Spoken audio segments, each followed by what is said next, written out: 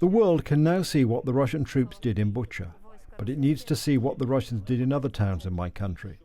The places may be different, but the crimes are the same. The Russians cannot escape responsibility. Polish ambassador to the United Nations, Krzysztof, in a statement prepared for Tuesday's Security Council meeting, wrote that the scenes of mass graves and executions from Bucha evoke the memory of Katyn. He added that, as in the case of Katyn, the perpetrators should not be allowed to escape responsibility.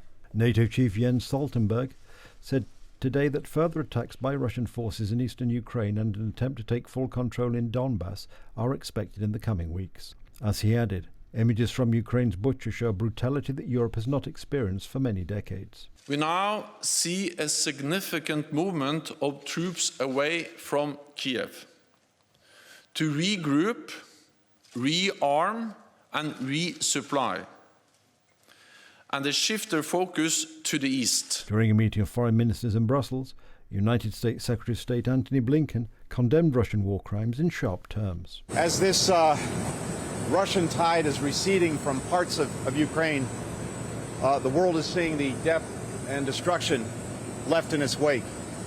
And we're seeing, in particular, the horror that's been left behind at Bucha.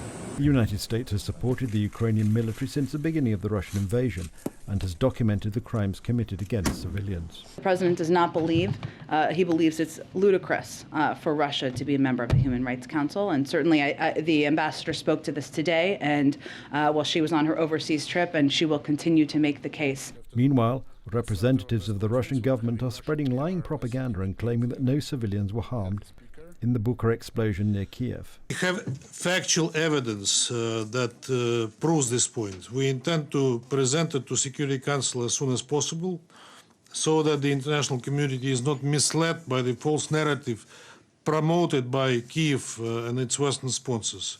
Consider that the statements of these women and family members who've watched their own loved ones being killed by Russian troops are fake? This is a warfare, and in warfare anything happens, and you cannot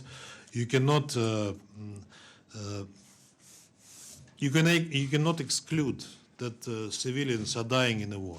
However, the international community has no doubt about the Russian crimes in Ukraine and is relentless in its efforts to bring all those responsible to justice. Much of the same imagery that you have. Obviously, we are in touch with our Ukrainian counterparts.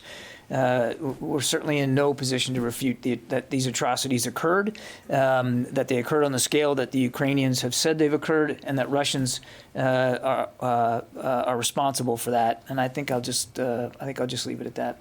Great Britain is also advocating further sanctions against Russia. We're all appalled by the scenes in Bucha, the butchery, the clear evidence of sexual crime, of the targeting of innocent civilians, and it's very clear that war crimes have taken place.